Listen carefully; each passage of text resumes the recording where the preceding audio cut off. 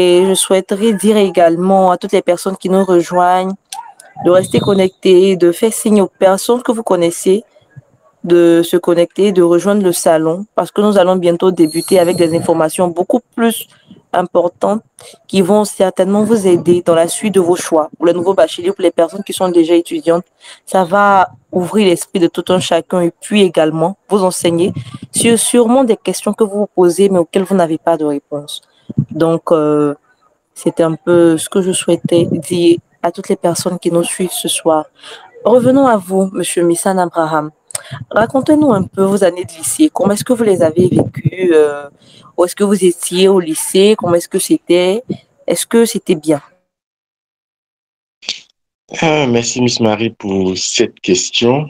Le lycée, ça me rappelle la belle époque. J'ai farouchement aimé les années du lycée car je trouvais particulièrement la formation beaucoup aisée. On avait assez de temps. Bien vrai que j'ai commencé à ressentir la difficulté en classe de première. J'ai fait la première C et j'ai fait tout mon parcours au lycée municipal de Port-Bouët, disons de la sixième à la terminale. Et j'étais du genre réservé avec les personnes externes, externes à ma classe bien sûr, et plutôt bavard avec les internes. Donc j'étais beaucoup plus à double face. Et au lycée, j'étais actif dans la vie associative.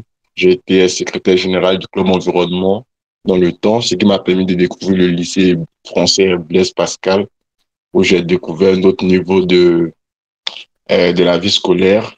J'étais quelquefois premier de ma classe. Ça, c'était surtout dans les périodes où l'inspiration était à son haut niveau. J'ai été délégué en classe du terminal C. Cette expérience était vraiment amusante et aussi responsabilisante vu qu'il n'y avait qu'une seule classe de TC dans ce lycée-là. Donc, ça me permettait d'avoir une autre visibilité, rentrer à la maison avec l'ensemble géométrique en main. C'était amusant et j'aimais bien. D'accord, s'il vous plaît, je ne vous coupe pas la parole, mais permettez-moi de renchérir sur ce point. Vous avez dit que vos années en classe de terminale, si vous les trouviez amusantes. C'est rare pour certaines personnes. Bon, on entend souvent le témoignage.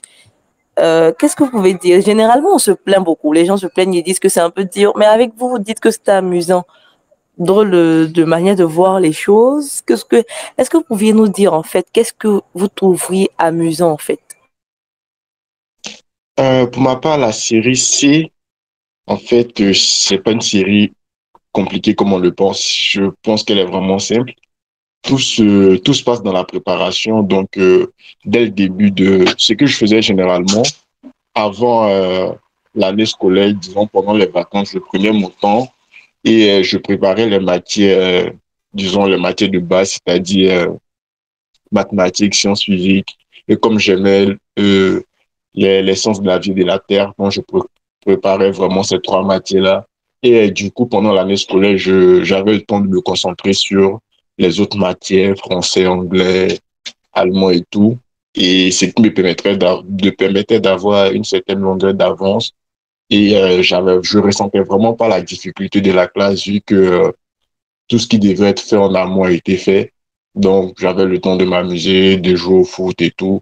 Et c'était plus ou moins amusant et pas vraiment difficile pour ma part.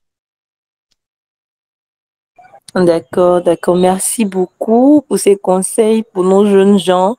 Et ça, je pense que ces conseils-là seront valables également pour les personnes qui feront plus tard, après le bac, des filières un peu scientifiques. Ça pourra vous servir dans votre manière de vous organiser pour les boss et tout.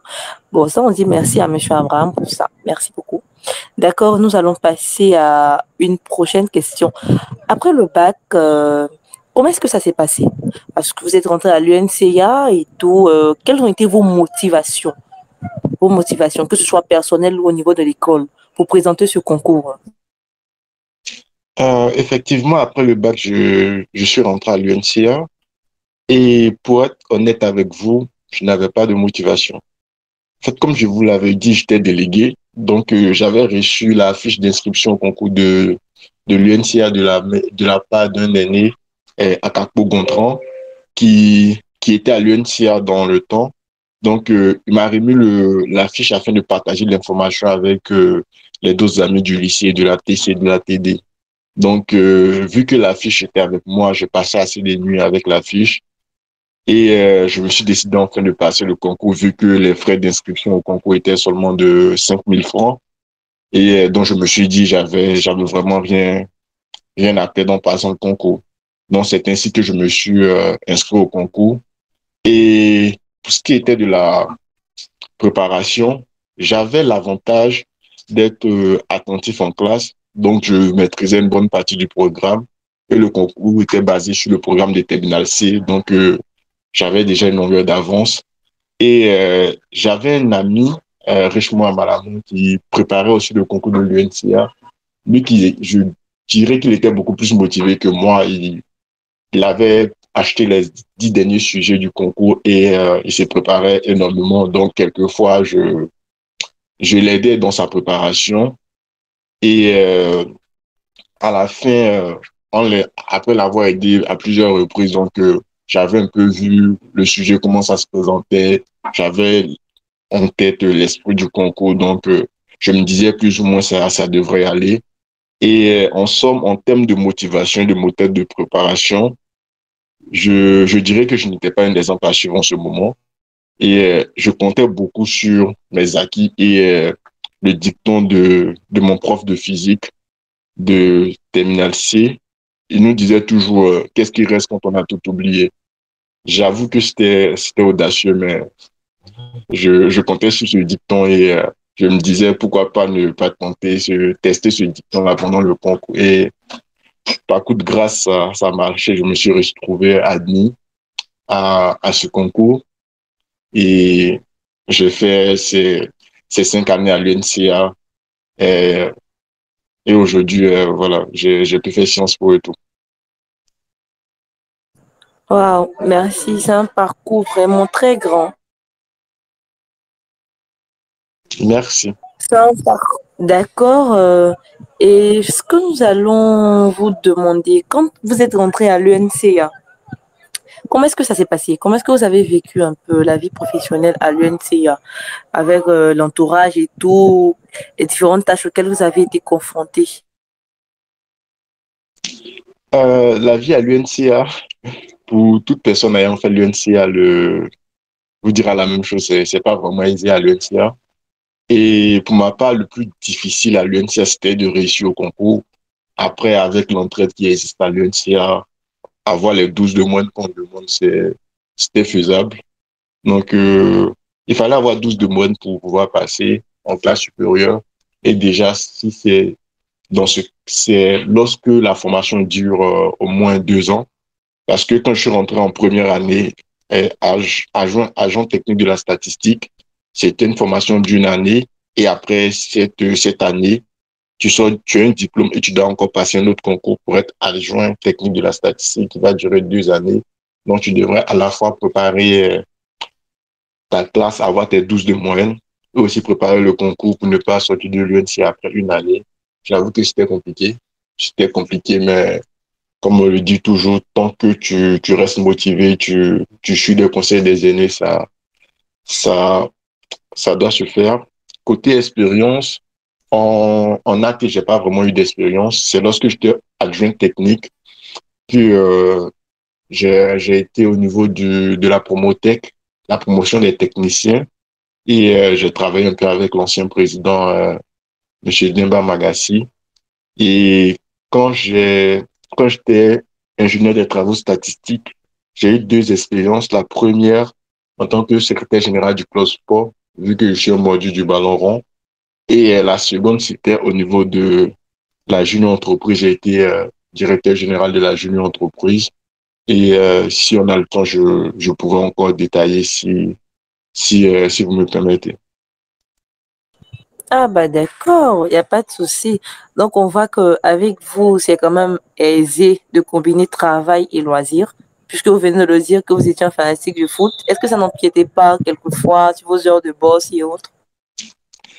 Je dirais non, parce que le sport pour ma part, c'est très bien pour la santé. Donc, dans une école où le quotidien, c'est le stress, on a toujours besoin d'une activité qui nous permettra de changer d'idée, de déstresser. Et le sport franchement, était franchement bienvenu pour nous permettre de déstresser. Donc, à l'école, déjà, on avait deux cours de sport, les jeudis, les mardis et les jeudis, si je me rappelle bien. Et en dehors de ça, avec les amis, on sortait jouer, que ce soit au football, basket ou faire un peu de footing afin de déstresser pour pouvoir être au top. Parce que c'est bien vrai qu'il faut bosser, qu'il faut être à un niveau vraiment élevé, mais tant que si tu ne fais que stresser, ça va empiéter sur tes résultats et tu risques de faire un surménage, ce qui sera pas bien pour la suite. Tu auras vraiment bossé pour récolter que du surménage, quoi. Donc, il faudra trouver un moyen pour faire passer ce stress-là. Et le moyen que moi je recommande, c'est vraiment le sport. Avoir peut-être 3 à 4 heures de sport par semaine, c'est vraiment bénéfique pour la santé et aussi pour les résultats scolaires. Wow, d'accord, ce conseil-là, il est bien noté. Le sport, il est bon pour la santé. D'accord, j'espère que les autres vous écoutez, que vous prenez bien note de ce que nous apprenons ce soir par Monsieur Missan. Vous avez tout à l'heure émis un fait. Vous étiez président de la junior entreprise à l'UNCA. Qu'est-ce que la junior entreprise en fait? La junior entreprise, c'est une entreprise dirigée par les étudiants au sein de grandes écoles. Donc, quand on jette un coup d'œil dans toutes les grandes écoles prestigieuses, on a toujours une grande entreprise qui permet aux étudiants de mettre en adéquation toute la théorie apprise et la pratique. Donc, dans notre cas, la junior, elle avait pour but de gagner des marchés et permettre aux étudiants de mettre en application tous les acquis statistiques, outils statistiques, méthodes d'analyse sur ces différentes études-là. Donc, pour une entreprise formelle, elle a des employés qui travaillent pour atteindre les différents objectifs. À la junior, les employés sont les actionnaires, c'est-à-dire les étudiants de l'UNCA. L'avantage de la junior, c'est d'avoir un esprit nouveau, vif, qui n'est pas basé, qui n'est pas cloîtré par une vie d'entreprise, une connaissance déjà apprise sur l'entreprise. Donc, c'est encore frais, une grande ouverture d'esprit et qui permet de toujours donner des résultats satisfaisants lorsqu'on a des études et nos partenaires étaient toujours satisfaits lorsqu'on on délivrait nos différents rendus. Ah, ok, d'accord. Vu comme ça, c'est bien expliqué. Mais une question qui me chiffonne un peu, que je voulais vous poser. Est-ce qu'en tant qu'employé de la junior entreprise, c'était juste pour votre formation, c'est-à-dire ça faisait partie de votre formation au sein de l'UNCA, ou est-ce que c'était à titre professionnel, c'était rémunéré? La junior entreprise ne faisait pas partie de la formation à l'UNCA. On fonctionnait comme une association et une association avait un corps dirigeant, on était au nombre de 5 et un conseil d'administration. Donc, le rôle de l'équipe dirigeante, c'était de trouver des études de marché. Et lorsqu'on trouvait des marchés avec des partenaires, des entreprises, pour la réalisation des marchés, comme je l'avais dit, on, on lançait un appel à candidature, on recrutait des étudiants, soit pour la saisie des données, déjà même pour la collecte des données, la saisie des données, le traitement des données et tout. Et à la fin, ces étudiants étaient rémunérés en fonction selon le travail que chaque étudiant a eu à faire. Donc, en attendant que la bourse ne tombe, bon, à l'UNCA, tous les Ivoiriens sont boursiers. Donc, en attendant que la bourse ne tombe, parce qu'au départ, ça tarde un peu. Donc, la jeune entreprise permettait au fait de dépanner aussi les étudiants. Donc, tu fais une étude, tu peux te retrouver avec 15 000, 20 000 francs. Et ça permet quand même de sauver 2 semaines, 3 semaines. Et c'était aussi l'avantage de la jeune entreprise, en plus de mettre en pratique tout ce que tu apprends en classe. Ah, bah d'accord. On peut dire que c'est un bon bonus pour vous. Ben, est-ce que tous les étudiants, ou bien toutes les personnes admises à l'UNCA faisaient d'office partie de cette entreprise-là? D'office, je dirais non. Parce qu'au fait, pour être membre de la jeune entreprise, euh, on devrait s'acquitter d'un montant forfaitaire, je crois, dans le temps, c'était de 1000 francs pour être actionnaire. Et si ton site dure 3 ans, tu es actionnaire pour les 3 années. Et à la fin de l'année, donc, normalement, lorsqu'on fait sortir nos t-shirts, par exemple, il y a des réductions pour les actionnaires, bien évidemment. Et lorsqu'on a des études à réaliser, priorité aux actionnaires. Donc, investir 1000 francs pour toucher peut-être 30 000, 40 000 sur une année. Donc, je trouvais ça trop, trop bénéfique pour tout un chacun. Et comme toute entreprise déjà, et être actionnaire de la junior te permettait d'avoir une idée de tout ce qui se passait au sein de l'entreprise, des chiffres clés de l'étude que la junior est en train de réaliser en ce moment et de donner ton point de vue sur l'évolution, sur la gestion de l'entreprise. Et évidemment, comme tout actionnaire, votre voix compte au niveau du conseil d'administration. Et on était vraiment, euh, on était vraiment suivi par le conseil d'administration qui représente les actionnaires et on sera vraiment à la lettre des recommandations afin de mener à bien les activités de la junior. Bah d'accord, merci beaucoup pour toutes ces informations, Monsieur Missan. Avant de poursuivre, je souhaiterais rappeler à toutes ces personnes qui nous suivent dans ce salon, il vous sera donné un temps où vous pourrez poser toutes les questions désirées. Donc, si vous avez de quoi noter, vous notez vos questions au fur et à mesure qu'on poursuit dans notre interview. Vous notez vos questions quelque part et quand le bal des questions sera ouvert, vous aurez la parole et vous poserez toutes les questions souhaitées. Nous allons poursuivre avec ce parcours très impressionnant. Euh, dans la suite de nos recherches, nous avons vu que vous avez étudié à Sciences Po. Pourquoi avoir choisi Sciences Po après l'UNCA et pourquoi n'être pas resté? Euh, Belle question. Bon, je pense que pour mieux comprendre mon choix, je vais revenir à ce que j'aurais aimé faire quand j'étais en terminale. À la base, je voulais être gynécologue quand j'étais en terminale. Donc, je me donnais bien dans les matières qui me permettraient d'être gynécologue. Et je ne sais pas si je dirais heureusement, malheureusement, je n'ai pas eu une bonne note en sciences de la vie et de la terre au bac. Et j'ai été orienté dans les filières beaucoup plus mathématiques, c'est-à-dire maths info, maths physique, chimie, technologie, physique et physique chimie. Ce qui me plaisait pas vraiment. Et vu que j'avais eu le concours de l'UNCA, je suis rentré à l'UNCA sans vraiment savoir qu'est-ce que je partais faire là-bas. Comme je l'avais dit, j'avais pas vraiment de grande motivation. Et c'est durant ma 3e année à l'UNCA que j'ai décidé de m'intéresser au monde de la politique. Et pour ce faire, j'avais fait dans le temps une revue documentaire sur nos grands hommes politiques. Et Sciences Po était l'une des références dans les différentes formations. Et quand je me suis renseigné aussi sur les formations en sciences politiques en France, Sciences Po Paris était la référence.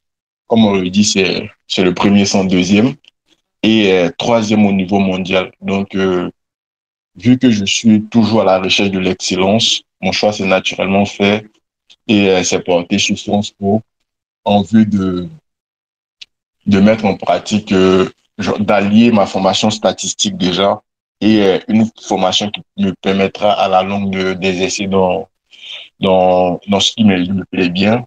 Et c'est pourquoi j'ai choisi une formation beaucoup plus quanti et je crois la plus quanti des Sciences Po, le master financier stratégique que j'ai fait.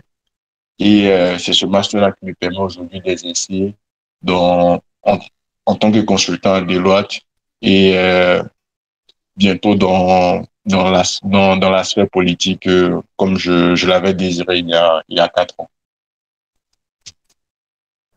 Ah bah d'accord, il n'y a pas de souci. Donc ça sous-entend que vous avez des ambitions politiques, n'est-ce pas? Exactement. Exactement. Après la gynécologie, c'est la politique qui m'a vraiment intéressé. Donc, voilà, donc je me prépare.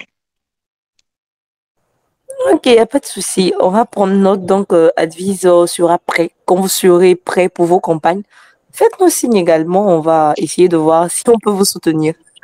Pas de souci, je serai D'accord? honoré.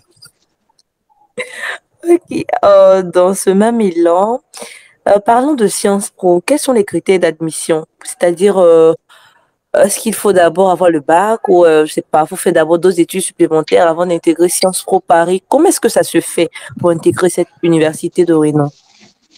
Sciences Po, on peut intégrer Sciences Po à deux niveaux, soit au niveau du collège universitaire, soit au niveau du master. Le collège universitaire, il faut juste avoir le bac. Et après le bac, tu feras la procédure normale pour la procédure directement avec l'école par Campus France pour intégrer, pour faire le collège universitaire qui va durer 3 ans et avoir une licence. Et ou soit entrer au niveau master. Donc, ça dépend. Tu dois naturellement avoir une licence 3 au moins et intégrer le master pour faire le master qui te plaît. Et j'aimerais souligner aussi que au niveau du master, il y a un quota qui est donné pour le collège universitaire. Je pense bien que 75% des étudiants du master viennent déjà du collège universitaire. Donc, les 25%, c'est le reste du monde. Donc, comprenez déjà que c'est la sélection au niveau du master, c'est vraiment rude lorsque tu viens pas du collège universitaire. Donc, je me dis, c'est beaucoup plus intéressant si, à la base, tu sais vraiment que c'est le Sciences Po que tu veux faire, master à Sciences Po, si tu as la possibilité de commencer par le collège universitaire, c'est super. Dans le cas contraire, tu prépares ton dossier, un bon dossier pour intégrer Sciences Po au niveau du master. Ah, bah d'accord. Vu comme ça, on se rend compte qu'intégrer cette université, c'est quand même une lutte. Je me dis que sûrement pour ce genre d'université, il y a forcément des tests de sélection. Est-ce que c'est le cas pour Sciences Po Paris? Et si oui, comment est-ce que vous vous êtes préparé? Pour Sciences Po Paris, euh, là, il y a deux procédures, la procédure française et la procédure internationale. Pour la procédure française, évidemment, il y a des tests de préparation, des tests d'admission. Et mais pour la procédure internationale, il n'y a pas de test d'admission. Tout se passe sur le critère d'excellence. Donc, c'est-à-dire avoir de bons résultats, un projet professionnel d'avenir convaincant. Et c'est à la base de ces documents que tu vas transmettre à Sciences Po. Dans le temps, c'était ton projet professionnel, ta lettre de motivation, un CV et oui, et bon, disons tes résultats aussi. Et il y aura l'analyse de ces dossiers-là. Donc, il y aura une première phase d'admissibilité. Et pour être admissible, il y a plein de critères que tu dois respecter. Déjà, avoir, en Côte d'Ivoire, l'année où je passais, c'était avoir 15 de moyenne, au moins, durant ton cursus, après le bac. C'est-à-dire, moi, dans mon cas, de la première à la quatrième année, quand je devais faire le cumul, je devais avoir au moins 15 de moyenne. Et être dans la vie associative, avoir un bon projet professionnel, il y a les critères d'éligibilité. Et après, lorsque tu es éligible au concours, il y aura maintenant une phase d'étude des dossiers. Et après cette phase d'étude des dossiers, on te dira si tu es admis à Sciences Po ou pas. Et à Sciences Po, il n'y a pas de liste d'attente. Donc, c'était vraiment stressant. Soit tu es admis, soit tu n'es pas admis, quoi. Ah, ça, c'est vraiment stressant. Vous avez dit qu'il y a deux procédures. Laquelle de ces procédures avez-vous fait? Moi, j'ai fait la procédure internationale vu que j'étais en Afrique. Donc, la procédure française, en fait, c'est pour les étudiants qui sont déjà en France, qui aimeraient intégrer Sciences Po. Donc, quand tu n'es pas en France, tu es obligé de passer par la procédure internationale. Ah, ok, d'accord, d'accord, c'est compris, c'est bien compris et bien noté. Alors, pour ce que vous faites à Sciences Po, la filière, la formation que vous faites à Sciences Po, quels sont les débouchés qui se présentent à vous? Est-ce qu'il faut forcément, c'est-à-dire quand on sort de Sciences Po, c'est forcément la politique qu'il faut faire ou il y a d'autres opportunités qui se présentent à nous? Ah, d'accord. En fait, j'ai oublié de préciser que, bien vrai qu'on parle de Sciences Po, Sciences, Institut des sciences politiques, ça ne veut pas automatiquement dire que, à la sortie, tu dois faire la politique. Il y a plusieurs domaines à l'intérieur de Sciences Po, il y a des masters d'économie, des masters en droit, des masters en affaires internationales, des masters en finance et stratégie et tout. Donc, t'es pas obligatoirement destiné à faire de la politique. Donc, à la sortie, par exemple, à la sortie à Sciences Po, moi, j'avais la possibilité de faire des fusions-acquisitions, de faire du private equity, du conseil et tout. Donc, on a plein de débouchés. Et à la longue, j'ai des amis qui se sont convertis directement en tout ce qui est développement des PME, qui ont créé leurs propres PME, qui commencent à travailler dans le PME. Donc, c'est selon les ambitions de tout un chacun. Moi, particulièrement, je recherchais vraiment le label Sciences Po. Et selon au regard de mon profil qui était beaucoup plus quantitatif, moi, je n'avais pas à me permettre de faire master en droit parce que je me disais que j'allais trop souffrir pour voilà, comprendre le droit encore et tout. Je me suis orienté dans un master qui était quantitatif, qui allait me faciliter la tâche. Donc, faire Sciences Po n'est pas synonyme directement de faire la politique, au fait. Ça dépend de, voilà, tes ambitions perso, tes ambitions et ce que tu veux faire plus tard. Ah bah merci de nous avoir éclairé parce qu'en fait maintenant là c'est beaucoup plus clair parce qu'on se dit Sciences Pro, il y a des hommes politiques qui ont fréquenté donc automatiquement on voit la politique. Mais là on se rend compte qu'il y a plusieurs autres possibilités qui s'offrent à nous et c'est très bien, très intéressant. Exactement.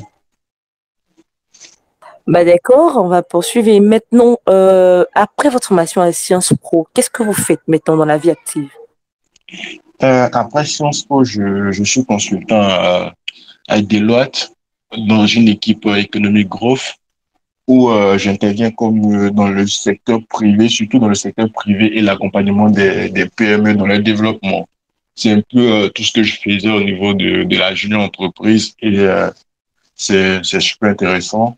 Et à ce niveau, nous travaillons avec des organismes internationaux comme la World Bank, la Banque islamique de développement dans tout ce qui est financement de projets axés sur le secteur privé et l'accompagnement des PME. Ah ok, d'accord. Donc on peut dire que vous aviez continué à opérer dans le même domaine dans lequel vous étiez quand vous étiez à l'UNCA, seulement que le passage à Sciences Po vous a beaucoup plus formé. Vous êtes devenu maintenant aguerri, c'est exact. Exactement. Parce que, en fait, l'idée de, quand je faisais, quand je candidatais à Sciences Po, c'était de faire une formation, sans perdre de vue, mais tout ce qui est aspect statistique que j'avais appris à l'UNCA. Donc, je voulais vraiment être dans une continuité de tout ce que je faisais. Donc, Sciences Po m'a permis quand même de développer un volet beaucoup plus qualitatif, vu qu'à l'UNCA, j'étais beaucoup plus quantitatif. Donc, combiner quali et quanti, aujourd'hui, c'est super important et ça m'aide vraiment dans ce que je fais euh, au quotidien. Voilà, d'accord, c'est vraiment bien, c'est vraiment bien. Et puis, ça nous enseigne également de vous entendre. Souvent, on a des informations sur de grandes écoles, on voit des publicités, mais on n'est pas véritablement informé sur ces écoles. Ce qui fait que souvent, on fait des mauvais choix, on s'oriente mal et puis après, on regrette en fait. Mais là, on se dit que ce genre d'enseignement, ce genre de rencontre de salon, ça nous permet d'être bien situés et puis de savoir comment se préparer pour ce qu'on veut faire, pour ce qu'on veut devenir demain. Et vraiment, nous, là, on vous dit vraiment merci d'avoir accepté de partager votre expérience avec nous. Avant de vous poser la toute dernière question, je tiens à rappeler à toutes ces personnes qui nous suivent, qui sont dans ce salon. Là, nous allons passer à la dernière question. Alors, préparez-vous maintenant pour vos questions. Pour vos questions. Merci de vous signaler. Et puis, après cette question, on va ouvrir la phase des questionnaires. Alors, je reviens à vous, Monsieur Messan Abraham. Nous sommes pratiquement à la fin presque à la fin de notre interview. Quel conseil donneriez-vous à toutes ces personnes qui nous suivent, à tous ceux qui souhaitent intégrer une grande école, une grande université de renom pour se former? Qu'est-ce que vous pouvez leur dire en tant qu'Ivoirien qui vit à l'étranger, vous avez certainement été confronté à certaines raisons, certains facteurs sociaux, je sais pas, mais qu'est-ce que vous pouvez dire en fait à toutes ces personnes? Déjà, je tiens déjà à remercier toutes ces personnes pour leur présence. Euh, Participer à ce genre d'activité prouve déjà qu'ils sont intéressés par leur avenir, avoir un avenir meilleur. Et c'est déjà un bon point. On ne sait jamais tout dans la vie, donc toujours chercher à apprendre, à trouver, à bénéficier des conseils de ceux qui sont déjà passés par là, c'est toujours important. Et la vie est faite d'expériences. L'expérience, pour éviter certains échecs, il faut apprendre du passage des autres et c'est très important, c'est à saluer. Et je dirais que tout réside dans le travail. C'est vrai qu'il y a un peu de facteur chance qui intervient aussi, mais la base, c'est le travail.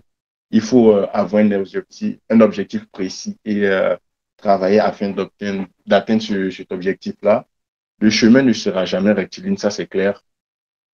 Pour certaines personnes, OK, il y arrive quelquefois où on a un chemin rectiligne, mais généralement le chemin n'est pas rectiligne. Il y aura toujours des hauts et des bas, mais il faudrait pas perdre de vue au fait l'objectif final. Donc, pour ce faire, il est nécessaire d'avoir de sous-objectifs qui nous permettront d'atteindre aisément l'objectif final. Et pour finir, je pense qu'il faut travailler l'important de travailler comme si tout dépendait de soi et aussi de prier comme si tout dépendait de Dieu. Et pour ma part, dans les deux cas, on sort toujours vainqueur. Donc, travailler, prier et la grâce de Dieu suivra, quoi, selon moi. Ah, merci beaucoup. En toute chose, mettre Dieu devant ce que nous faisons, primordial. Ensuite, le travail. Bien noté, bien résumé. Merci beaucoup, Monsieur Missan. Je vous en Alors, prie.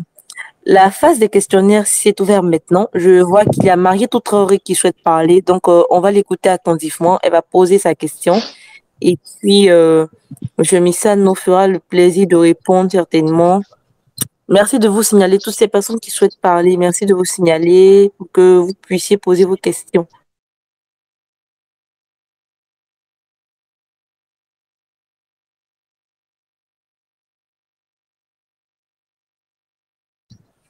Bonsoir, Anna Marietou.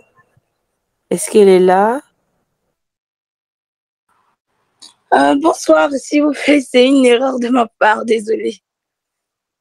Ah, ok, d'accord, il n'y a pas de souci. Donc, on va prendre deux autres personnes. Je vois Monsieur Zamblé qui souhaite parler avec Monsieur David. Donc, on va commencer d'abord par Zamblé. Il va nous poser sa question. On va d'abord commencer par lui.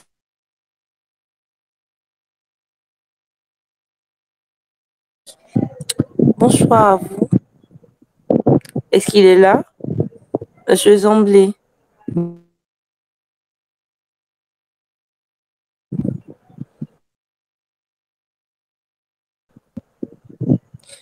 D'accord, je sais pas. Est-ce qu'il y a quelqu'un qui souhaite poser la question?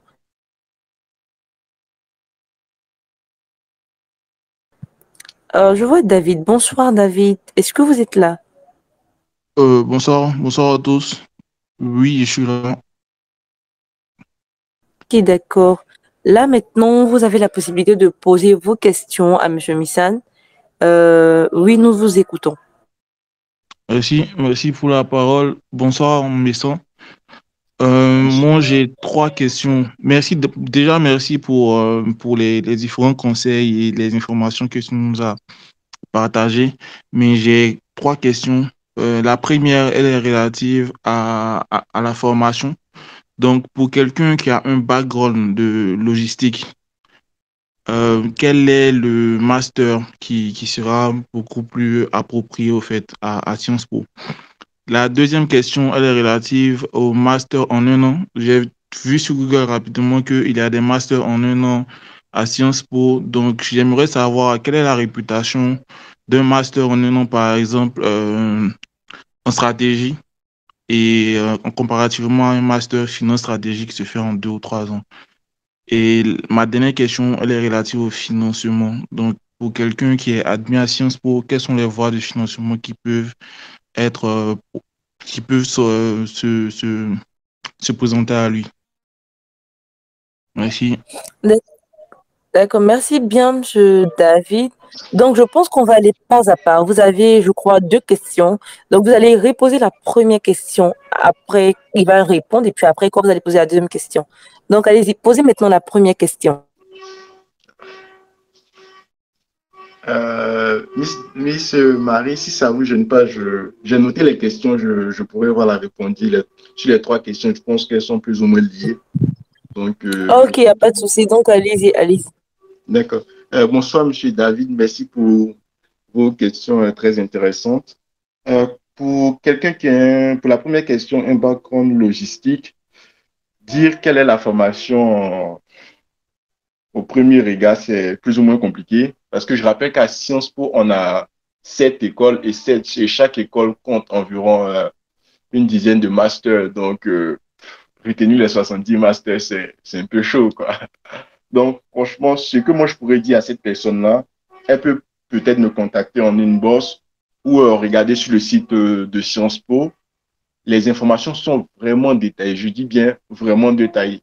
Donc, en fonction de ton background, tu verras les formations que tu pourras faire et tout. Tout est vraiment détaillé. C'est clair. Les prérequis pour chaque master, tout est détaillé. Tu ne pourras pas te perdre à l'intérieur de ces différents masters-là. Et pour le master en 1 an, ce sont des très bons masters. J'avoue, j'ai des amis qui ont fait ces masters-là. Ce sont des très bons masters. Et je pense que ces masters requièrent un certain nombre d'années d'expérience. 3 années, je crois bien, pour les masters en 1 an. Par contre, pour les masters en 2 ans, on n'a pas besoin d'années d'expérience. Par exemple, quand je suis quitté à l'UNCA directement, je suis venu à Sciences Po, je n'ai pas eu d'année d'expérience à faire. Mais pour quelqu'un qui peut faire le master en 1 an, je pense bien il doit d'abord faire 2 ou 3 années, avoir 2 ou 3 années d'expérience avant de faire le master. Mais je pense bien que vous avez déjà ces 2 années-là, donc c'est possible de candidater. Et pour ce qui est des financements, évidemment, le master à Sciences Po est beaucoup cher pour les étudiants. Bon, disons cher, c'est encore relatif. Pour les étudiants internationaux, parce que le master, on n'a pas de prix fixe. C'est entre 0. Bon, mon année, c'était entre 0 et 14 500 euros. Je sais que la scolarité a grimpé. Entre 0 et 14 500 euros,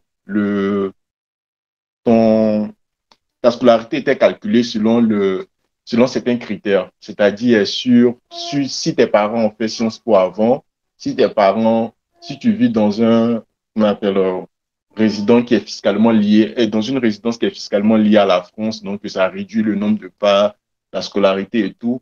Mais généralement, vu pour ceux qui sont en Afrique, qui n'ont pas de parents qui ont fait Sciences Po, qui n'ont pas une résidence fiscale en France, automatiquement, c'est le maximum. Donc, dans mon cas, c'était 14 500 euros. Et pour le financement, on a plusieurs possibilités de financement. En Côte d'Ivoire, je sais qu'il y a la fondation Mastercard qui offre une bourse d'études. Il y a Bénian qui offre une bourse d'études. Il y a aussi la bourse du gouvernement français. Donc, tout ça, Bénian, c'est la fondation Bénian directement. Mastercard et bourse du gouvernement français, c'est au niveau de Campus France. Et je sais qu'à Sciences Po aussi, il y a une bourse, la bourse Émile Boutmy, qui couvre une partie de la scolarité. Mais pour bénéficier de cette bourse, il faudrait s'inscrire avant janvier pour, comment on appelle, pour pouvoir espérer bénéficier de la bourse. Et aussi, il y a la bourse FL à laquelle tu pourras candidater lorsque tu candidates tôt, en fait, pour Sciences Po.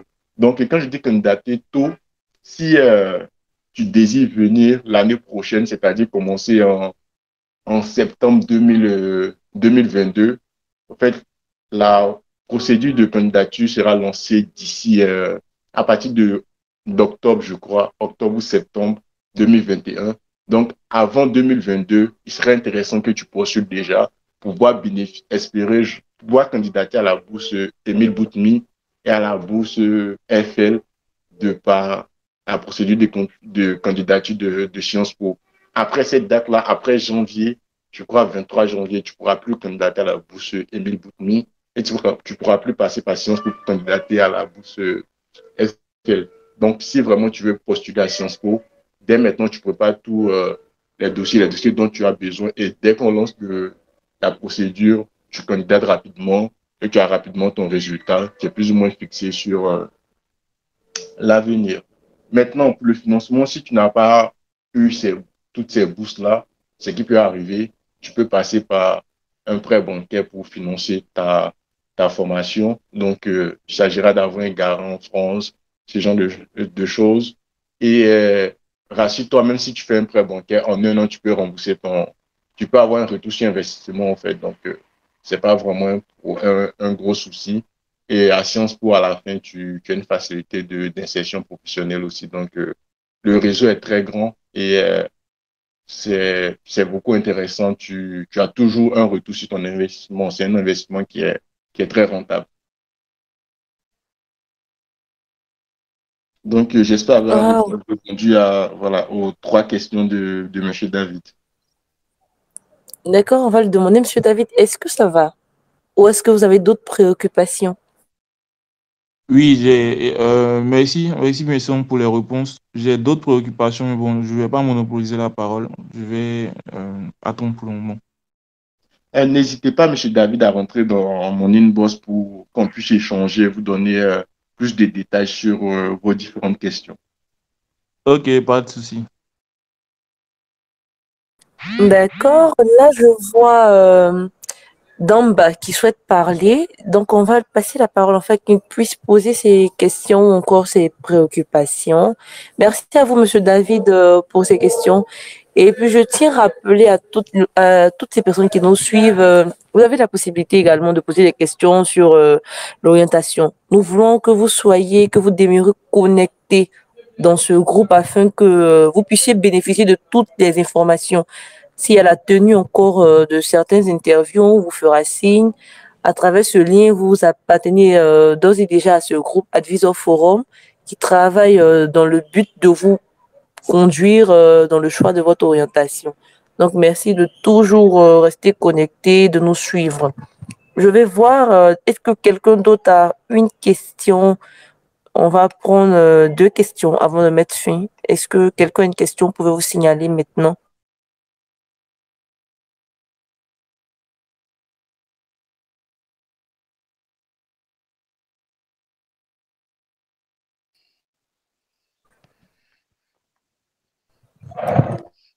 Bonsoir. Bonsoir, M. Demba. Oui, j'espère que vous m'entendez bien. Oui, on vous entend. Je remercie Monsieur Messin pour l'entretien qu'il nous a accordé ce jour. J'aimerais lui poser une question. Au fait, il a eu la chance de faire le NCA, ce qui est une bonne chose.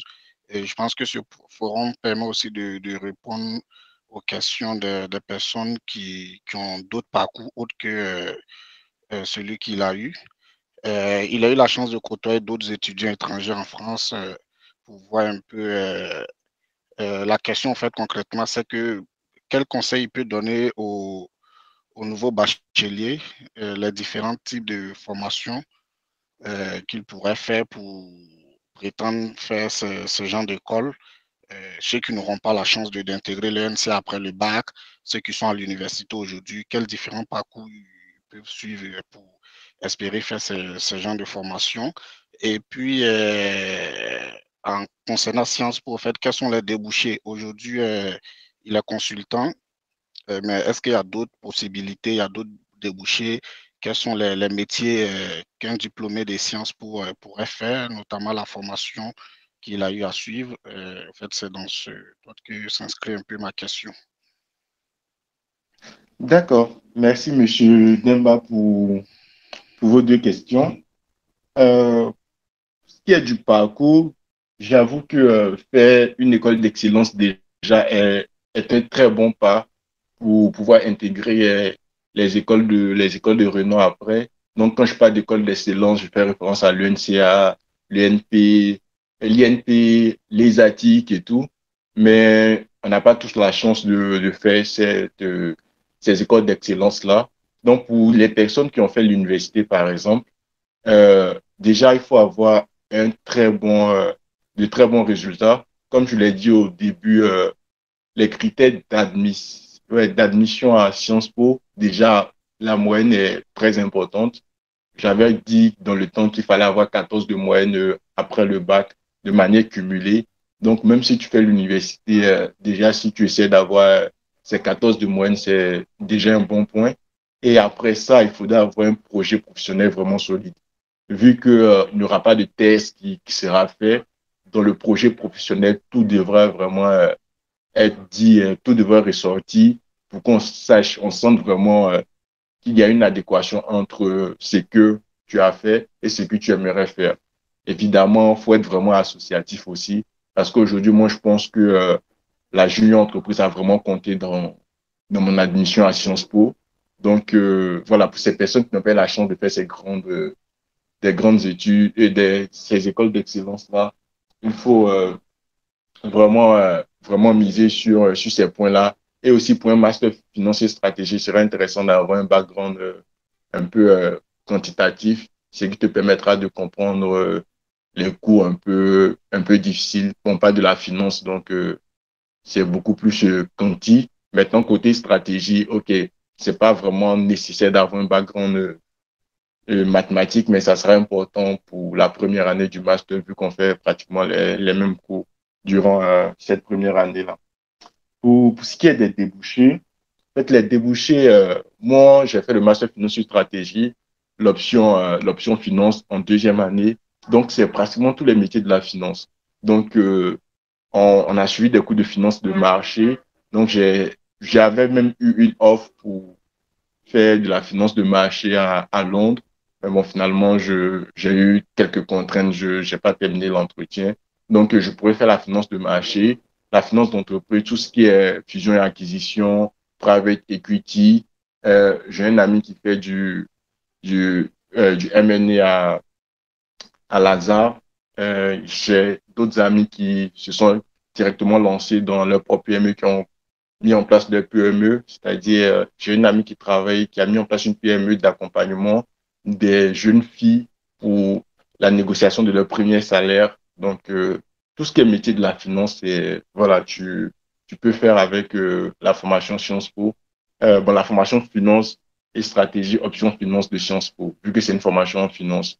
Maintenant, à long terme, voilà, le chapeau Sciences Po te permettra facilement d'intégrer tout ce qui est sphère politique si tu désires faire la politique. Donc, on a l'exemple du président Macron, de François Hollande, Nicolas Sarkozy qui sont passés par Sciences Po et ensuite on fait l'ENA.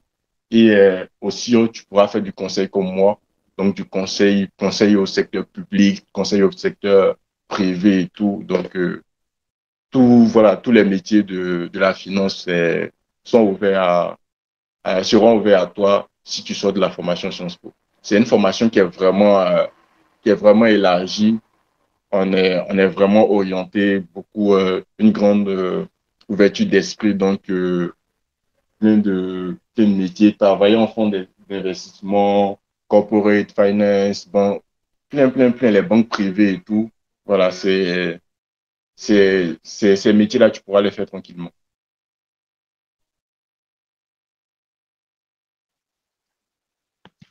Merci Et beaucoup pour... aussi j'aimerais préciser rapidement, en fait, pendant la formation, c'est vrai qu'il y a eu le Covid récemment, mais en fait, chaque mercredi soir, mercredi de 19h à 21h et jeudi de 8h à 10h, en fait, ces deux plages-là sont réservées à, aux after-work.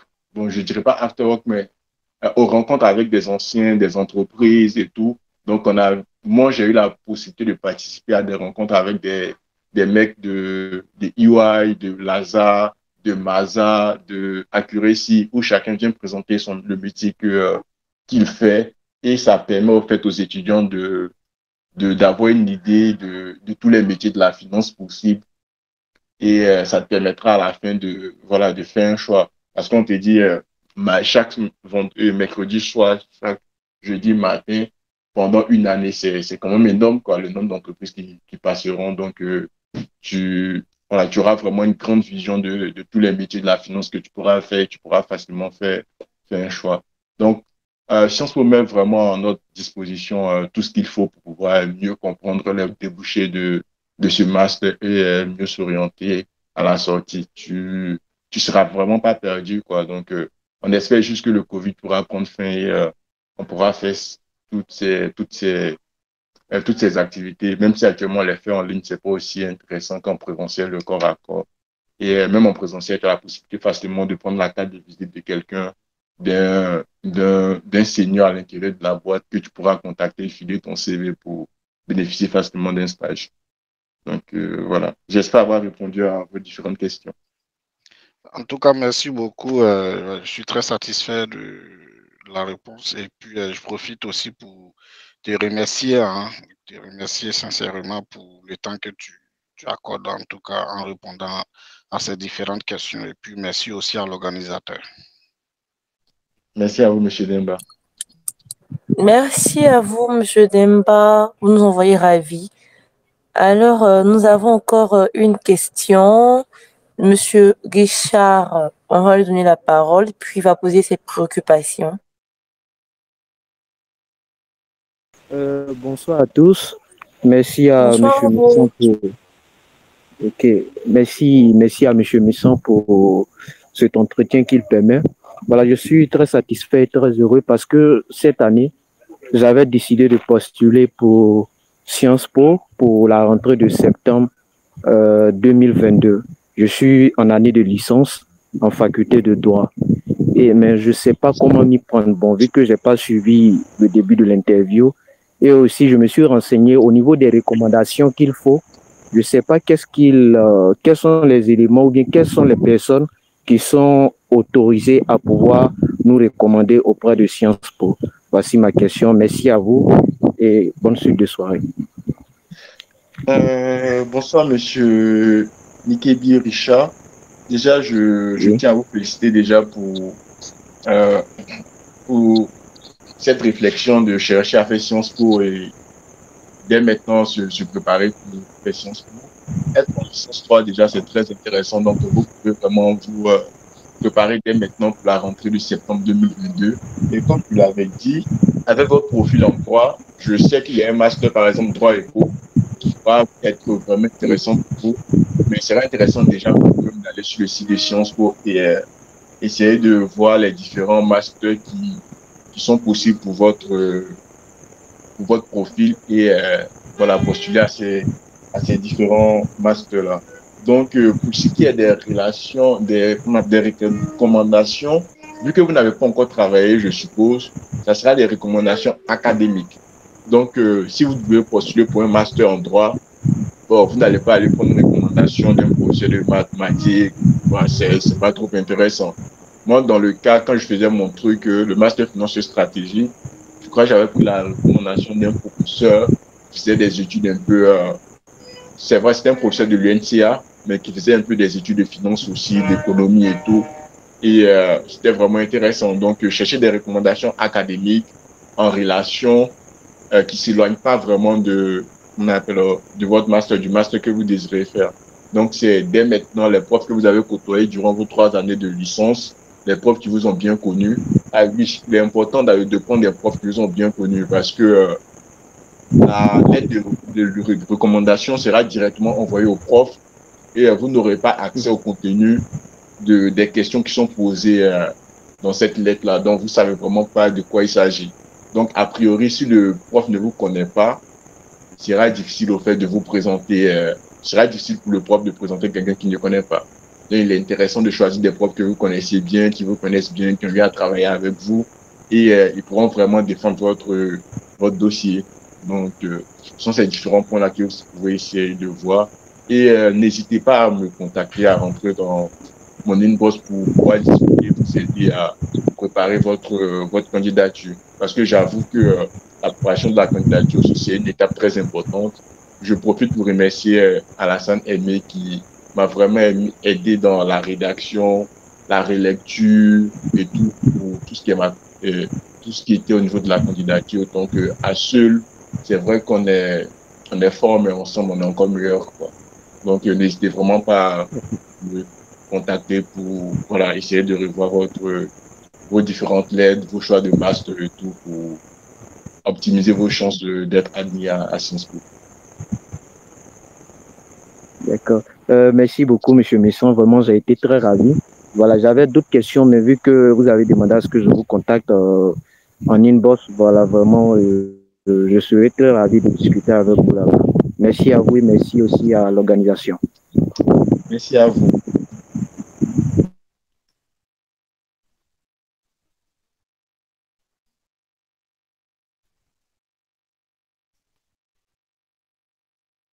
Miss Marie, si ça ne dérange pas, je pourrais encore prendre deux, trois questions avant de, voilà, de clore.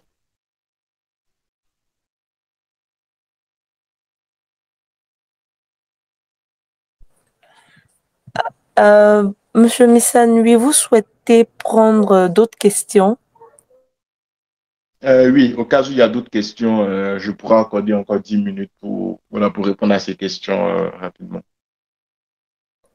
D'accord. Tous ceux qui nous suivent, est-ce qu'il y a quelqu'un qui souhaite encore poser une question? Merci de vous signaler, de préciser que vous souhaitez poser des questions. Comme ça, on va rapidement vous prendre et puis pouvoir mettre fin à cette séance.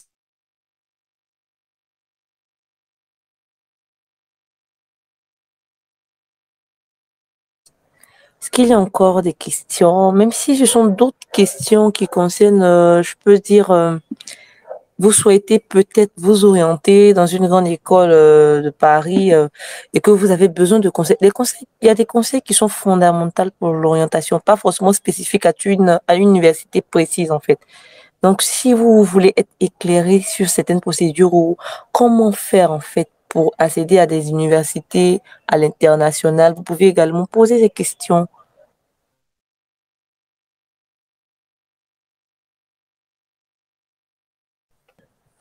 D'accord. Bon, je constate qu'il n'y a pas de nouvelles personnes qui se signalent.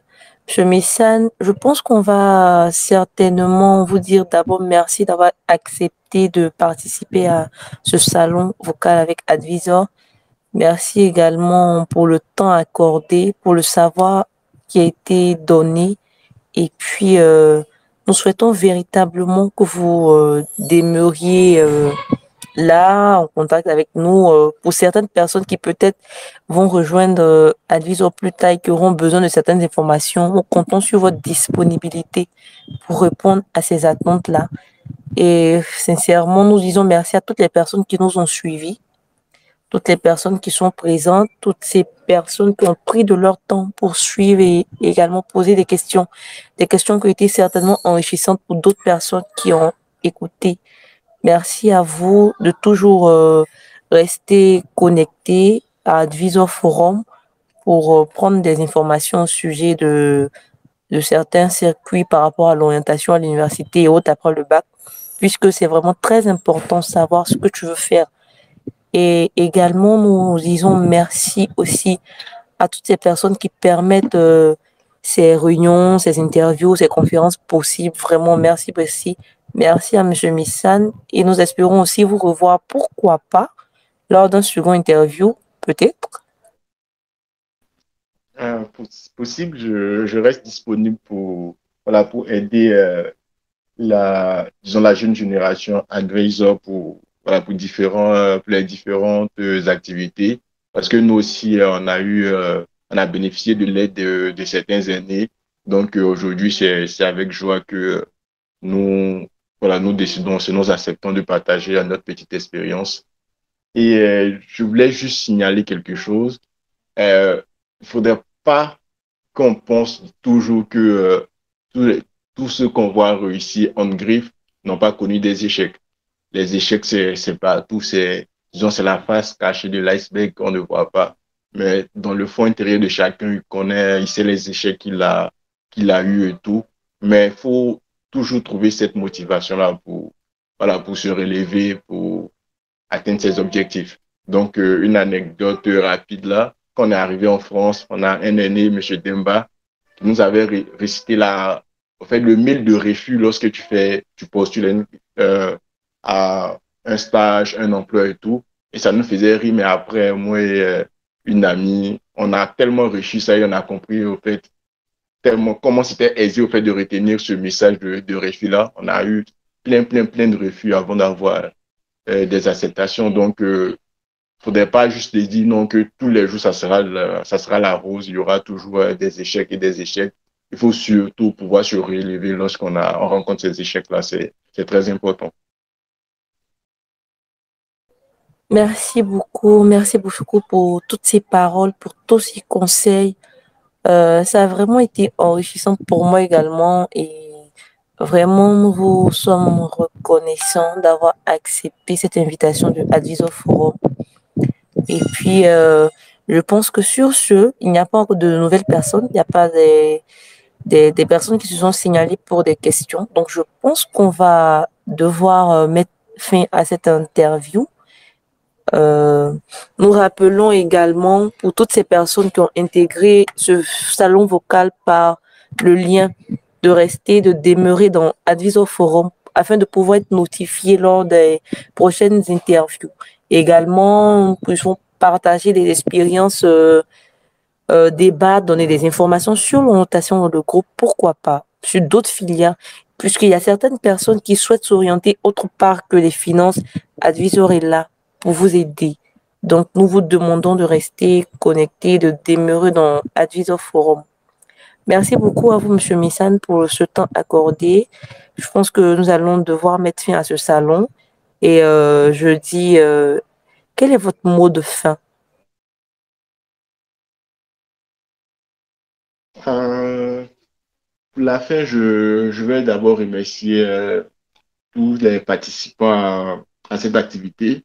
Remercier aussi Advisor pour cette initiative parce que l'information, c'est vraiment la clé et être à la recherche de l'information, c'est toujours important. Donc, lorsque tu as la bonne information, tu pourras faire la formation adéquate à ton profil et, tu pourras tirer profit de ces formations-là. Donc, n'hésitez vraiment pas, je vous encourage vraiment, Advisor, à proposer ce genre d'activité-là pour tout le monde, nous aussi on pourra bénéficier.